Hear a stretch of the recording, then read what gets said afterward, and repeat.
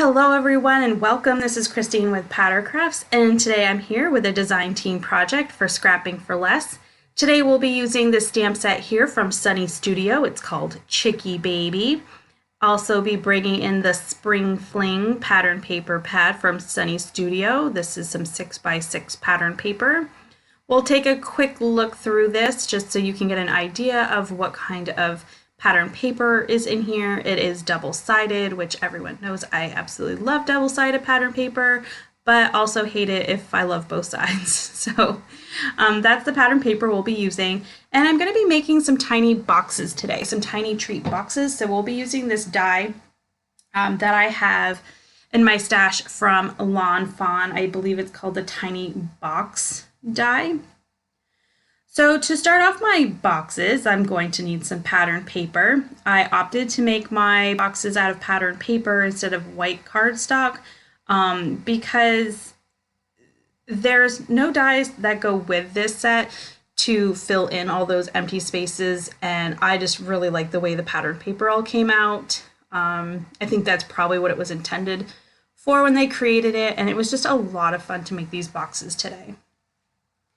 So I trimmed down my paper because my Cuttlebug does not like 6x6 pattern paper. It tends to bend the edges, so I had to trim that down. I just trimmed them down to 4 3/4, which was definitely big enough to fit my die, but small enough to go right through my Cuttlebug. So I'm just going to go through and die cut all these pattern papers. Now, what I did learn from making these is that if your pattern paper goes in one direction, like the flowers, you have to be aware of how you think you're going to display this, because either the lid will be upside down or like your front where the flap closes will be upside down, unless you kind of put the flap to the back, and then the top and the side should be the same direction. So you just want to be aware of that. This die also scores where you need to fold in order to put the boxes together. Super simple. You could use a scoring tool for this, but I just like a bone folder. I just bent them. It was pretty simple. It didn't take hardly any time. I think it would have been longer to use a bone folder than to just use my fingers. So we're going to go ahead and get these all together, and then I am bringing in some Scor Tape to put these boxes together. You could use any kind of adhesive that you want. I chose not to use liquid glue because I didn't want to have to hold the box there for the moment that it might take for the glue to kind of dry and hold it together. And my ATG tape runner is just kind of big and cumbersome for these teeny little places. So I thought the Scor Tape was the best bet for this. Also, the Scor Tape is going to hold it into place really well, especially if you are adding treats, or if this is going to, be opened and closed a few times. It definitely helps hold these boxes together really nicely. So we're just going to go ahead and put this together, close the little lid, and there we go. I am not showing you putting all of them together. I showed the one, so I think you can get how the rest went. So we're going to move on to stamping all of our images. I am stamping out all of the little chicks in the stamp set, and there are a lot of them. I like how some of them have their eyes open, some look like their eyes are closed, and some of them are kind of turned a little, and then some are kind of turned the other way a little. So you could really create some really cool scenes. You could put two together so they're facing each other. I thought these little chicks were just adorable. I also stamped out some Easter eggs and some Easter bunny ears and the little cracked egg there, as you can see. So I am stamping them all out with some Copic friendly markers because I will be Copic coloring these images.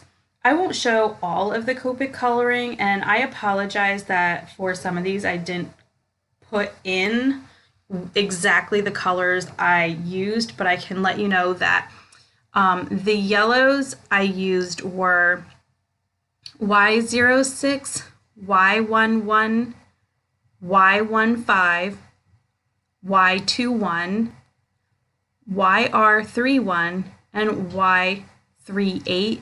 And then for the orange, for the little chick beaks and their feet, I used the YR07. So those are all the Copics. Obviously, I didn't use all those Y markers for each one, but I used the combination of those markers for these chicks. I tried to make them a variety of different shades. So like this first chick, you notice he's a little more yellow than this second chick is going to be. So we'll go ahead. The coloring is pretty easy. These images are not too small, but they're not really large either. So big enough to do some ink blending, but not so big that the colors didn't blend nicely together. So going ahead and coloring in my Easter egg, I have a couple different purples here. I think I used the V04 and the V25. And then I brought in some blues and I used the B00 and B05 because that's kind of what I have. But my B05 ended up being like a lot darker than my B00. So you'll see me kind of go in and touch my lighter color tip to this darker part, this darker marker. And I just kind of like where the ink bled out is where I kind of grabbed that and blended it really nicely. So this die set has some bows that you can put on. I didn't include making those bows because I didn't end up using them in the end, and they don't go together any different than any other kind of paper bow. If you're interested in how those get put together, I can make like a little quickie video to post on my Instagram if you are interested on how those go together, but I thought for sake of time for this video, I wouldn't include it since I didn't use them. But I did use the scraps from my boxes to cut them out. So I put a few of these little images together. Like I put the bunny ears on this chick. I put the other one in half an eggshell. I have one of them sitting on an egg. So I went ahead and just used some liquid glue to put those on together and then onto the box as well. The liquid glue is great because it just needs a little bit, and then you have a moment or two to kind of maneuver it if you want to change your placement. So I do apologize that I'm kind of off screen a little bit putting these together. Sometimes I just get so into what I'm doing, I forget to look up to make sure I'm in frame. These were so fun to put together.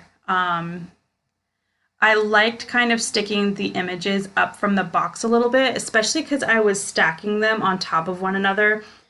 And that added just a little bit of fun to the little stacked. And if you haven't seen what that looks like yet, you can head over to my Instagram page or to the Scrapping for Less blog. There's a picture there where you can see what that looks like when they're kind of standing up. It'd be a fun little countdown to Easter, or you could just put little treats in there, like if you were having some kids come over, just you could do just about anything. So I just thought these were really adorable.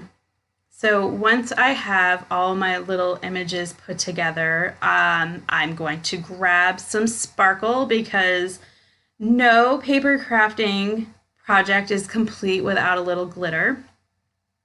This particular project, I'm using the Spectrum Noir sparkle pen. My Wink of Stella is pretty much out, not to the point where I've thrown it away yet, but definitely to the point where I have moved on to the sparkle pen, which I actually really like more than the Wink of Stella glitter brush pen. I feel like it spreads more evenly. There's always like this glittery goodness at the end. You don't kind of have to constantly squeeze the little tip to bring the glitter part down, if that makes sense. So I just really liked it. So now that I have all of my boxes together, now's the fun part. So I went ahead and grabbed some chocolates from my husband's chocolate stash, and we're going to go ahead and put those in. These are just those little square candies that you can get in the multi bag. they fit in here really nicely. You could also probably put some jelly beans or M&Ms or whatever. So thank you so very much for joining me. If you like this video, give it a thumbs up. If you'd like to see more, hit that subscribe button. Bye!